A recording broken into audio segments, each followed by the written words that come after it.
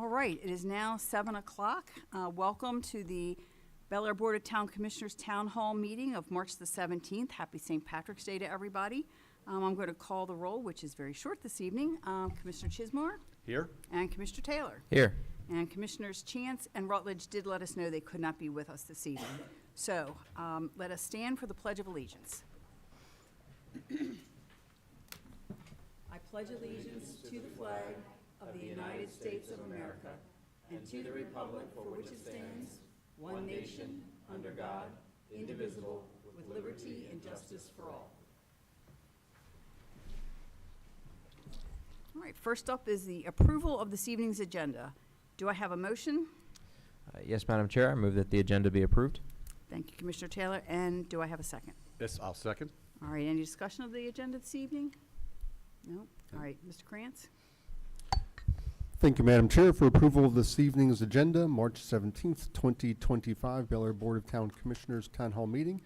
Commissioner Chismore, Aye. Commissioner Taylor, Aye. and Chair Edding. Aye. The agenda is approved. Thank you. Next is the approval of the minutes. May I have a motion? Yes, Madam Chair. I move that the minutes of the Board of Commissioners meetings held on February 25th, 2025 and March 3rd, 2025 be approved as submitted, including minutes for the following meetings. February 25th, 2025 Commissioners Work Session Open Meeting, February 25th, 2025 Commissioners Work Session Closed Meeting, and March 3rd, 2025 Commissioners Town Hall Meeting. Thank you, Commissioner Chismore. May I have a second? Second. Thank you, Commissioner Taylor. And any discussion of the minutes? All right, Mr. Krantz, we're ready. Thank you, Madam Chair, for approval of the minutes for February 25th and March 3rd. Commissioner Chismore, Aye. Commissioner Taylor, Aye. and Chair Edding. Aye. The minutes are approved. Thank you. All right, and now the event that we've all been waiting for on the agenda this evening is the presentation of the Municipal Citizens Academy graduation certificates to the graduates. Congratulations to everybody. I'm sure that Mr. Hopkins was a very tough grader.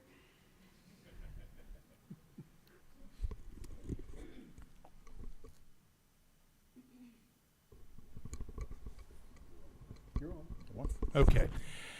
So before I start, Madam Chair, Eddie Hopkins, 39 Hickory Avenue, Bel Air, Suite A106. Sorry.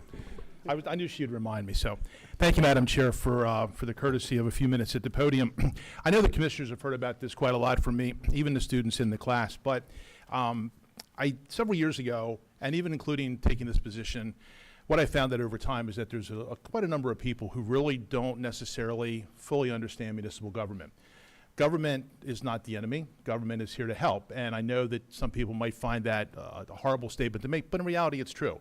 And government has processes that are in place in order to effectively help the citizens do things or not do things, and help the commissioners and the staff do or not do things. So what I found is that as time has gone on, there seemed to be a large number of people, as issues would arise, that really didn't have a good grasp of what we do or how to do it. Sometimes that would rise to the level of misinformation, whether intentional or not. Sometimes it would rise, unfortunately, to the very divisive arguments. And sometimes it would rise to where people would actually come to town hall and say, I don't understand, explain it to me. So while I can't take credit for this idea necessarily, I did borrow this idea from a colleague, and I thought the creation of what we have now come to call the Municipal Citizens Academy would be an excellent opportunity to bring Bel Air residents and Bel Air businessmen and women into Town Hall for 8 weeks for sessions with me, the commissioners, and all my department heads, and be able for the department heads to take time and really go through the nuts and bolts of their department, for the commissioners to take time to talk about resolutions and ordinances and how they're passed, to talk about some of the ways where people think that we're anti whatever they want to do, but in reality is we're trying to navigate a process. So I thought, great education. I love to teach. I enjoy mentoring people. So I thought what an opportunity would be is to create a class like this. So we did. And as I said, we called it the Bel Air Municipal Citizens Academy. We had originally 8 people register. We had 1 person drop out for some family emergency and health issues.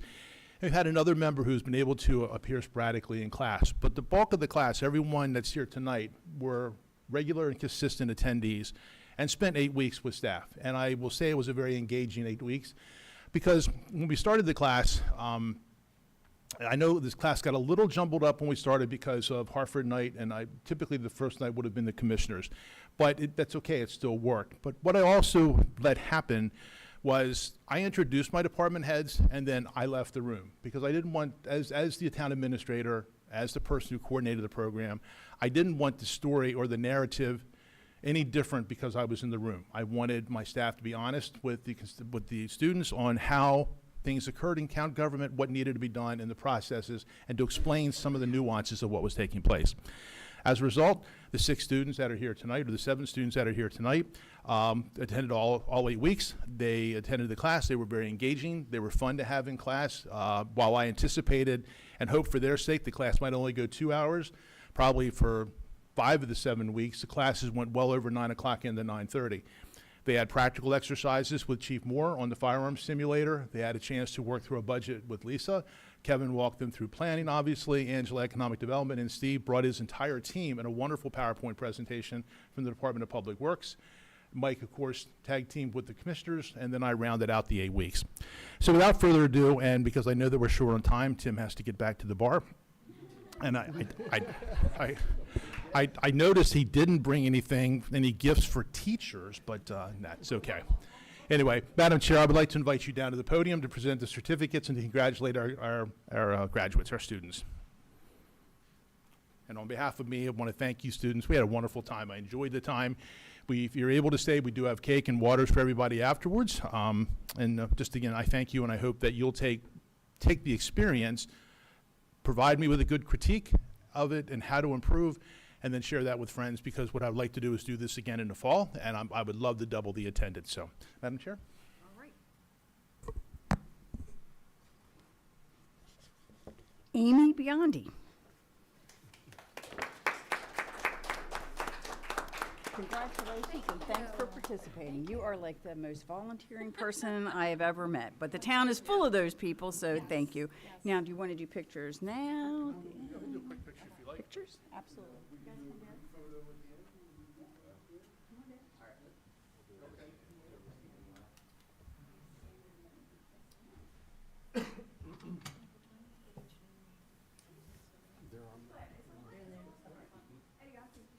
I'm just going to wait for this one.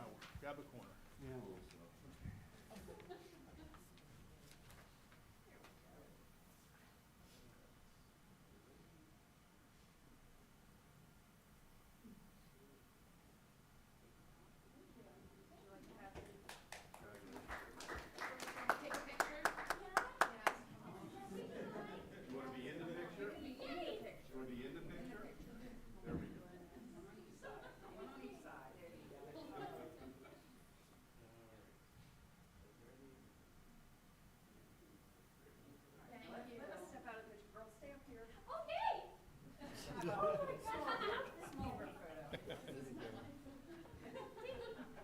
Sounds like a fun one. Such enthusiasm. Yeah, true, true. I knew one of them wasn't. All right. Mark Magnus. Come on up here, Mark. Congratulations. We appreciate you coming, and it's been very nice to make your acquaintance in person since we've, emailed a little bit back and forth. So, Thank this guy for doing what he does. he does a great job. He does a great job. So come on up here and stand for the photo. Right in the middle.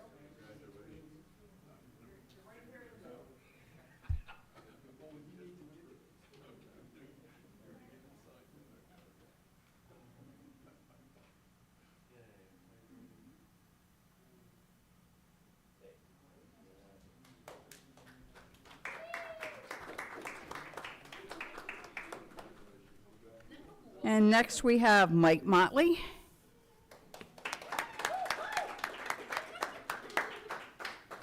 Congratulations and thanks for spending some time with the town folks. Congratulations. All right, up here for the obligatory photo.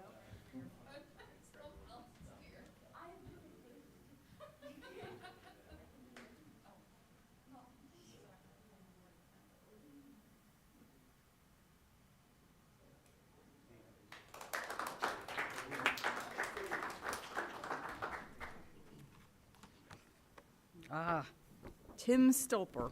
Did I say that correctly? I know it's Tim. Here is yours, and let me shake your hand. Congratulations. All right.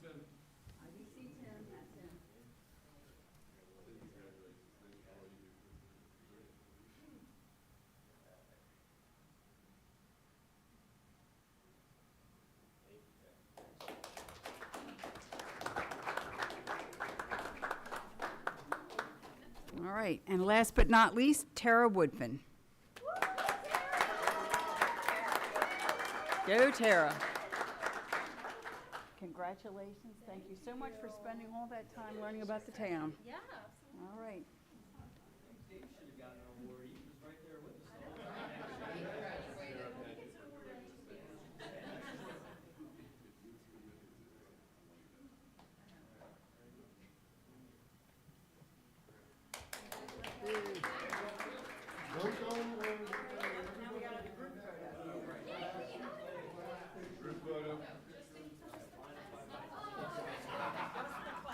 Get out. With the teacher, maybe. Okay. Sure, why not? Yeah, staff, come on. Everybody can, you can represent. Very St. Patrick's Day. Kevin, come on up. Very I St. think I've got Patrick's Day. the, yeah. I actually have a shirt that color. I had to call I wanted Karen. the jacket. I had to call Karen up to beg her. Take out a tie, 'cause I've never worn a tie with a shirt before. I've always yeah. been it open.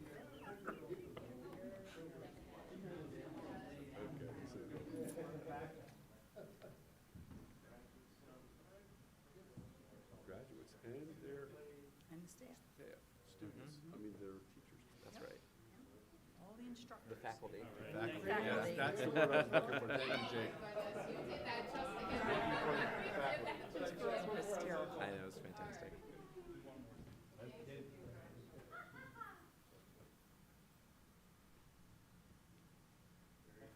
All right.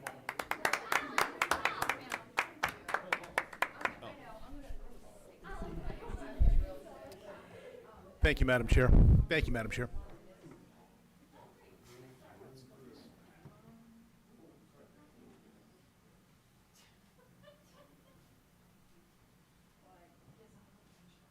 Are we going to open the cake bar now, Mr. Krantz, or make people wait?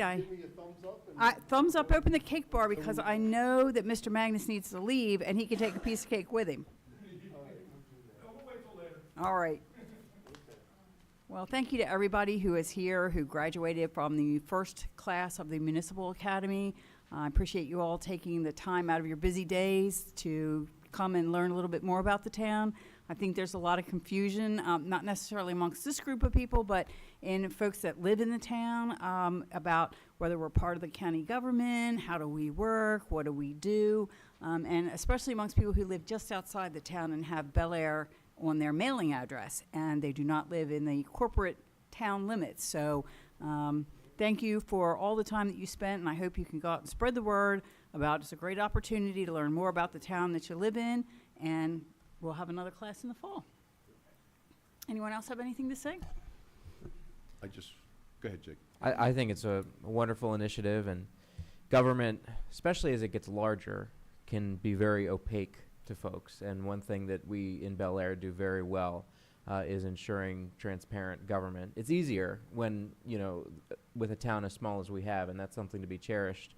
The fact that any town resident can sign up for this course and get what is basically a one-on-one experience with all of the department heads and their elected representatives really speaks well of the 10 out of 10 standout constituent service that this town provides, and I'm very proud of the staff that we have providing that service. I have to echo your sentiments, Mayor Edding. I was recently on social media and found quite a few people confused regarding funding streams between the Board of Education and our town's police department. We, of course, do not have anything to do with HCPS or funding those schools. We do have a lot to do with ensuring that BAPD has everything that they need and more to keep our town safe, and they do a wonderful job. So we're very proud of all of our staff, and I'm looking forward to an even larger class come the fall. Well said. Yes, I echo what my colleagues have said, and just want to point out that we do appreciate the time you put into this, at least, I mean, I appreciate the time you did. Get the word out that it's out there, help us get that out so more people will get involved. And also, you know what all the committees are. If you know good people who would like to serve on committees, talk them up. See if you can get them to come. If you would like to, you know what the committees are. And, because we're always looking for good citizens to be on our boards and commissions. And also, right now, don't we have an opening on historic preservation? we do have an opening on historic preservation, yes. So we're looking for somebody. You don't have to have, the credentials aren't really tough. I think you just sort of need to have an interest. An interest in it, and you have to be a resident of the town. You have to be a resident of the town for this particular one. one. Exactly. Right. Some of our committees, you do not have to be a resident, and some of the historic preservation committee seats do not have to be a Okay. resident, but the one that is currently open, you must be a town resident. Correct. And the application is on the internet, so if you know anybody that's interested, or if one of you are interested, please feel free to apply. We'd love to Right. have you. Or just And, contact one of the commissioners, or Sure. Mr. Hopkins, whatever. Or Mr. We'll Krantz, get, the we'll town point, clerk. we'll He does point all that whoever sort of thing. in the right direction for that. Absolutely. And I'd also like to thank Mr. Hopkins for putting this program together. I think it is a worthwhile program, until recently, the inner workings of how the town works and all the committees and relationships in between was not fully understood by me until I was told I campaigned for the position, and you learn more about it, and that's what I think is important, that people have that understanding and know how it works and know how they can participate. So thank you for doing that. All right, and with that, Mr. Krantz, I say you can open the cake bar at any time. Next, we have the public hearing on Resolution 1246-25, the Bel Air Armory fee schedule amendments. Is there anyone here who wishes to address that particular piece of legislation? No? In that case, we will close the public hearing and open the public hearing at 7:17, although not in that order. Opposite order, yes. Open and close at 7:17, no one being here to testify. Next, on unfinished business, we have Resolution 1246-25, the Bel Air Armory fee schedule amendments. I know we've all heard about this. The Reader's Digest version is that we are increasing some of the fees by a sort of a nominal amount. Yes. Do I have a motion? Yes, but they're also all usage fees. Yes. So these are all voluntary. Right, if you want to rent the armory Right. on a particular day, this sets the rates that you will be paying. Right. Which still remain, might I add, really the best get in town, I think, as far as venue value. I'm sure Mr. Krantz would agree with that. Yes, sir, we still we're quite competitive in undercutting some of our competition. But then That's what I like to hear. Then again, it is a community center, and I think that's the mission behind it. Absolutely, and Correct. Julia does a wonderful job providing A-plus service to those who come and use it for that purpose. So with that, I do move that resolution number 1246-25, increasing the Bel Air Armory's leasing fee schedule, individual and business hourly lease rates by $10 and changing the Wednesday before Thanksgiving rate to equal the Thursday through Sunday individual or business rate for all lessees be approved by the Board of Town Commissioners. Thank you, Commissioner Taylor. Do I have a second? I'll second. Thank you, Commissioner Chismar. Any discussion of the fee schedule? Changes? No. All right, Mr. Krantz, we're ready. Oops. Okay, thank you. This is for the vote on Resolution 1246-25. Commissioner Chismar, Aye. Commissioner Taylor, Aye. and Chair Edding. Aye. The resolution is approved. Thank you. Thank you. Under new business, we have the reappointment to the Economic and Community Development Commission. Do I have a motion? Yes, Madam Chair. I move that the reappointment of Todd Boyle to the Bel Air Economic and Community Development Commission for a term of 3 years effective immediately be approved by the Bel Air Board of Town Commissioners. Thank you, Commissioner Taylor. Do I have a second? Yes, Madam Chair, I'll second. Thank you, Commissioner Chismar. Anybody want to speak about Mr. Boyle? Todd is certainly an asset to the commission. He is one of 2 members on that commission that live in town, and so we really appreciate having a town resident's perspective. We certainly want to keep that perspective on the commission. He's also a town business owner, so he provides double the value of perspective in that Right. regard. And I know that he's someone that can always be counted on to speak his mind and enrich the value of the conversation that we're having. And certainly, Director Robertson, if you'd like to speak to his abilities as well, you're more than welcome to. Thank you, Commissioner Taylor. Yes, I would second the things that you say. I greatly value Todd's appointment to the Economic and Community Development Commission. He is a real asset to the commission and just provides a lot of good feedback on things that are going on in town, and we really appreciate his service as a volunteer for us, and appreciate you considering him for this role. Thank you. All right. Is there any member of the public here that wishes to comment on the reappointment to the Economic Community Development Commission of Mr. Todd Boyle? Nope. All right. Any further discussion amongst the board? Yeah, good. All right. Mr. Krantz, we're ready. Thank you, Madam Chair, for the reappointment of Todd Boyle to the Economic and Community Development Commission. Commissioner Chismar, Aye. Commissioner Taylor, Aye. and Chair Edding. Aye. Mr. Boyle is reappointed. Thank you. Terrific. Next, we are discussing the reappointment to the Tree Committee of Marion McCarron. And I move that the reappointment of Marion McCarron to the Bel Air Tree Committee for a term of 3 years, effective immediately, be approved by the Bel Air Board of Town Commissioners. Do I have a second? Yes, Madam Chair, I'll second. Thank you very much.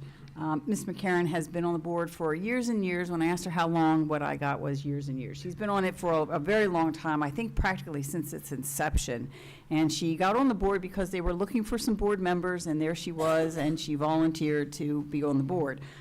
She is at every meeting. She is involved in the opening day tree giveaway for the market that opens in April.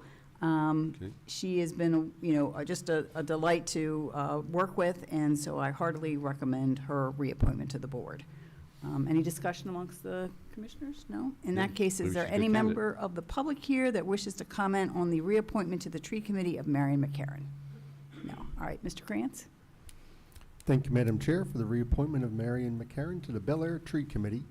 Commissioner Chismar, Aye. Commissioner Taylor, Aye. and Chair Edding. Aye. Marion is reapproved. Thank you. All right. And now on our agenda for discussion is the Harford County Adequate Public Facilities, the school capacity potential legislation. I know we were contacted by Pat Vincente to meet with him and discuss how we felt about some change, I suppose, in the Right. APF. Did we ever get a I- message back about what they were exactly planning? I did. I asked Samantha Harris, who was his legislative aide, about what specific topics she wanted to talk about. And she just gave me a general, her answer was the general topic of discussion is the APF ordinance that the county has versus those of municipalities, because he's also invited all the other municipalities, Aberdeen and Havre de Grace, for this meeting. It said the council is in the midst of completing a study of the APFO to review if changes need to be made, and that's all she provided, so. Okay, well, we might don't- need to hear more from them about what they're planning Right. before we can make any sort of decision on how we feel How we about it. feel I know about it. we had discussed dropping the APF number in town, which is currently at 110%, to something lower, but currently we are exactly where the county is. So if they change their Correct. number, I would imagine we Right. should probably at least look at where we are. And even though the APF covers multiple things in the original request, they did say it was school capacity. They said APFO and, and then paren, school capacity. So I assuming it is just that, not the other public facilities that are also outlined in the I recall. APFO ordinance. I recall that about a year ago there was a push to lower it, and I think that was ultimately deferred to a study, which is Okay. a common tactic in Annapolis. If you're not ready, if you don't have the votes to pass something this year, make the bill a study bill and say we'll come back in 2 or 3 Relook years. But I understand that they are studying this issue, and I wouldn't be surprised if one of the topics of discussion, or if the major topic of discussion, would be either preliminary results from what they're looking at and what they're thinking about, to potentially look at bringing that number down, because that was Right. the impetus for the study. Was, I understand that the prevailing view in the council was they didn't want to bring the number down until they had black and white letters in front of them about what that would mean, which I certainly understand. So I'm very much looking forward to what Commissioner Chismar learns from that discussion. And I think the main thing I'll do, we'll hear them out, but I would like to get a copy of their study. They should have a study, whether it be in draft or final form or whatever, but I think we need to understand what they understand about adequate public facilities before we kind of come to some determination. I agree. I would like to see whatever study they Yeah. have, and I also need to look at the last set of numbers, which would be from December, for Correct. where they currently are at capacity. They also, their consultant contacted me and basically just asked questions about our APFO ordinance. And when was that? Probably about 3 or 4 weeks ago. Wow, It's so this is a fairly recent study, because they asked us, about 2 weeks ago? It might have been just A week last ago? week. It was pretty recent that they asked us for dates. For a meeting, yeah. For a meeting. All right, well, maybe that's what we're gonna hear is the study, which would be very interesting to take a look at. Madam Chair, I just wanted to point out something for consideration, and maybe Commissioner Taylor can kind of give us an update. That Senate bill, Jobs for Housing, or Housing for Jobs, it was a Senate Bill 840.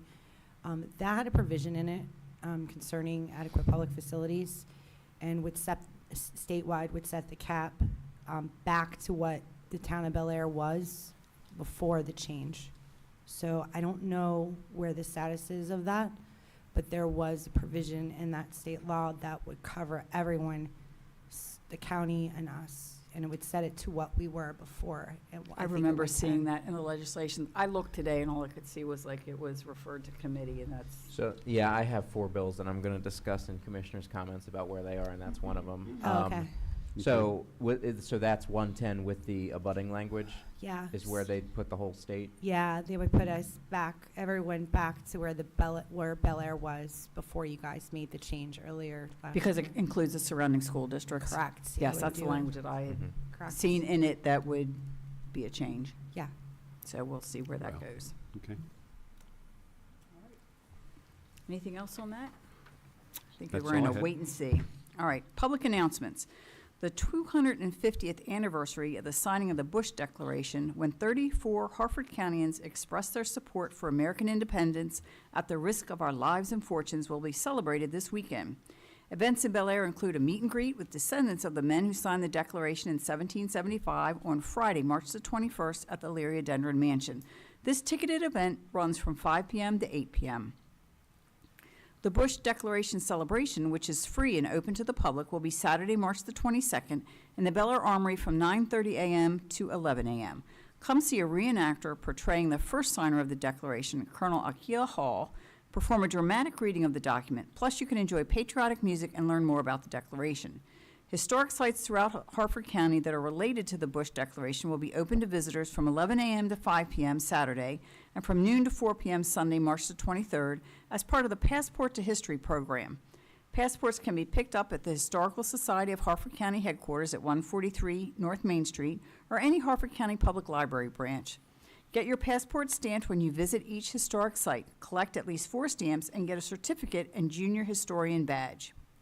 Visit the Historical Society's webpage, harfordhistory.org/Bush-Declaration, or the website of the Hereditary Order of the Signers of the Bush Declaration, bushdeclaration.org, for more information. Come on out to the Armory on Wednesday, March the 26th, for an evening with the Ain't Misbehaving Big Band, a 20-piece ensemble that performs hits from the 1930s to the 1970s. Tickets are $10 per person and can be purchased online through Eventbrite. Doors open at 6:30 p.m. and the show starts at 7 p.m. Audience members are welcome to dance along to the band or can sit back and enjoy the music. Visit belairarmory.org for more information. Travel back in time to Bel Air in the Prohibition area with Dunnigan's, Bel Air's premier speakeasy, on Saturday, April 5th in the Armory. This event, a casino night hosted by the Bel Air Downtown Alliance, begins at 6 p.m. Tickets are $120 per person. The price of a ticket includes funny money for use at gaming tables, an open bar and catered dinner, a free cigar, and custom Dunnigan souvenir. Visit downtownbelair.com for more information and to purchase tickets. Also on Saturday, April 5th, there is an Earth Day event at the William Street Trailhead of the Monpah Trail from 10 a.m. to 11:45 a.m. They're looking for volunteers to bring their hand clippers, loppers, and garden gloves to cut the invasive vines strangling the trees along the Monpah Trail. This event is sponsored by the Harford County Climate Action and Harford County Parks and Recreation. There'll be snacks, water, and coffee available after the event, as well as an opportunity to meet local environmental groups. Bel Air's annual Kite Festival will be Saturday, April the 12th on the athletic fields at Rockfield Park. The festival begins at 10 a.m. Free kites, sponsored by our steadfast partner APG Federal Credit Union, will be given out while supplies last. The kites will come with an insert paying tribute to festival co-founder Alan E. Alt, who passed away in 2024. The rain date will be Sunday, April 13th. See the event page on the Town of Bel Air government Facebook page for updates. The Cultural Arts Commission will meet at 4 p.m. Wednesday, March the 19th in the second floor conference room of the Armory. The Committee for Seniors and Citizens in Need will meet at 8:30 a.m. Wednesday, March the 26th in the Bel Air Police Department Community Room. The Historic Preservation Commission will meet at 6 p.m. Thursday, March the 27th here in Town Hall. The Planning Commission will meet at 6 p.m. Thursday, April the 3rd in Town Hall. The Board of Town Commissioners will hold a work session at 5:15 p.m. on Tuesday, April the 1st in Town Hall, and the next town meeting will be at 7 p.m. Monday, April the 7th in Town Hall. All meetings of town boards, committees, and commissioners are open to the public, and meetings of the town commissioners can be viewed via live stream on the town's YouTube channel. Visit bellairmd.org for more information and meeting agendas.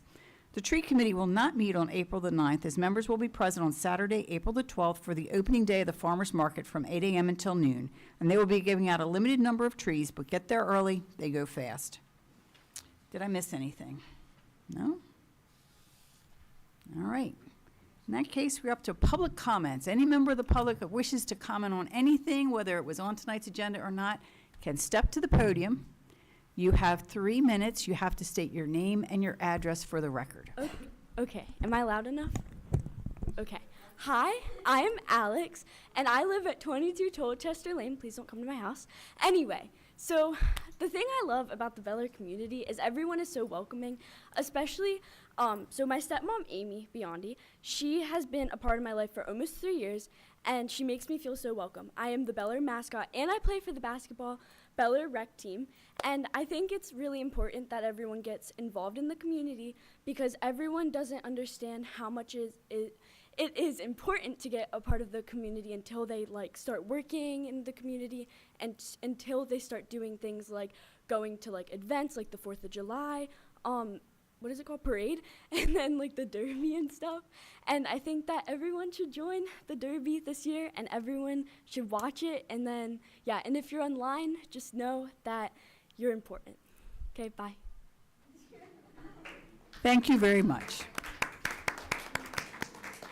All right. Anyone else that wishes to make a public comment this evening? All right, then. Next up, commissioners' comments. I'm going to let Commissioner Taylor start because he's got a list. Very well said. I have 4 updates regarding legislation working its way through Annapolis. As you may know, tonight is crossover. The Senate is not currently in session. They come back at 8. The House is currently in session. They will go late until tonight until the presiding officers either determine that they can't keep their chambers in order because people are falling asleep, or until they push everything to the other chamber that they need to. For those following along at home, crossover is traditionally the date marking 3 weeks until the end of session, at which point if a bill has not been passed out of its chamber of origin, it is almost certainly not going to become law because starting tomorrow, the Senate will begin hearing House bills and the House will begin hearing Senate bills. Every bill needs to have approval from both chambers in the same posture in order to make its way to the governor's desk. So majorities in both chambers have to agree on the same language for a bill to be eligible to be signed into law. With that being said, there are a couple of bills that we have been talking about that I want to provide updates on, as well as one that just to put our eyes on it. Senate Bill 430, which Town Council mentioned, has not moved in the Senate or in the House. It is unlikely that it will make the crossover deadline, given that it has not even had a committee vote in either chamber, It's not on second reading, certainly not close to being on third reading for final passage. Now, this may be familiar to us because this is the governor's housing bill, and last year the governor's housing bill did not make crossover either, and it was resurrected in the final week of session. So that's not to say that this is dead, but my caveat is that it seems to me, with all the political capital and all of the energy that's being spent on the budget, it is less likely that this particular bill will pass than last year's bill, because there's just less political capital to throw behind it. Last year, the governor's estimation was up here. This year, the governor's estimation is a little bit lower. There's a lot of tension over the budget. And so if I had to guess, I'd say that this bill likely will not become law, and it certainly will not become law in its current posture. Liz, you mentioned a number of really just awful mechanical problems with it that would make life significantly harder for municipalities. I think MML has done a good job advocating for us. MACO has done a good job advocating. MML and MACO often work hand in glove, as they have on this. So my expectation is that this, thankfully, will not become law. Senate Bill 891, which is the ADU bill, has had an interesting life so far. It looked close to making it out of the Senate, but it seemed to fall just short of getting the required 6 votes to be reported out of the EEE committee. There is a heavily amended version in the House that is looking like it will make its way over to the Senate, and I think it's likely that that House version will most likely become law. So that's something for Mr. Small and Town Council to take a look at. The cross-file number on that is HB 1466. That has, and as I look at it now, that has made it out of the House, that has made it over to the Senate. It is heavily amended. I was watching the voting session for the Senate version where MML said that the Senate version is much farther from what they'd like to see. The House version is just about what they would be willing to accept. So that doesn't mean that it's necessarily good, just means that it's not as bad. So how, what changes have been made will certainly be something to take a look at. Unfortunately for us, it does look like House Bill 1255 won't make crossover. That's not entirely unsurprising given the late date of its hearing. Unlikely that bills heard as late as that bill was heard are going to make it onto a voting list. That was historic pres. My suggestion would be to come back with this bill next year to get it pre-filed and to, if we can, get a Senate cross-file, because doing those things, having a lower bill number and having a version of both the House and the Senate very much increase a bill's chances of making it across the finish line. And then finally, something that I wanted to flag for specifically you, Liz, is SB 342 regarding counties and municipal corporations' forms of elections. This would apply the provisions of the Federal Voting Rights Act of 1965 to counties and municipalities regarding their mode of election and the outcomes that they produce. It engendered significant debate on the Senate floor before being finally passed, specifically from senators who represented smaller counties and were concerned that an at-large method of electing county commissioners could be seen as running afoul of this act if the candidates elected in that outcome were not adequately representative of the underlying racial demographics of that community. Given that the town of Bel Air employs an at-large form of election, and this does apply to all municipalities in the state, I think it might be worthwhile for us to dig into this.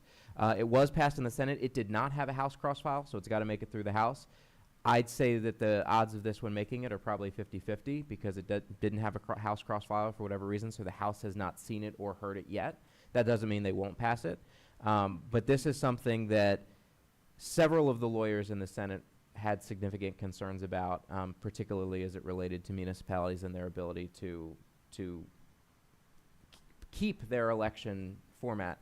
I understand that this came out of the desire to sue Baltimore County over their county councilmanic redistricting process. When they went from 7 members to 9 members, there was concern over the map that was created, and a judge did order them to redraw their lines. I think this is looking to codify what is federal law at the state level, but only apply it to locals. It does not apply to state legislative districts. So they're not applying it to themselves, but they are applying it to us. So this is an interesting one, and I think that there will be a lot more discussion about this, and if it does become law, I do worry about the vulnerability that it opens many, not just us, but many local governments across the state up to different kinds of lawsuits that are potentially unknown. Did MML take a position? They were opposed. They were opposed to it, Yes. Okay. See if I can get the lawyers involved. Yeah. What were the bill numbers? 342, Senate Bill 342. Thank you. Absolutely. Thank you.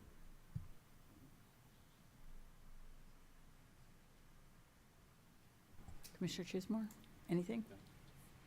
Well, Nothing for after me, that thank you. very important news from Commissioner Taylor, have nothing more to say other than happy St. Patrick's Day.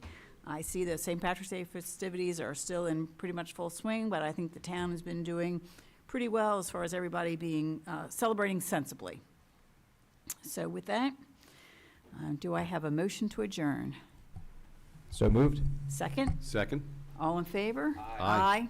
We are adjourned for cake.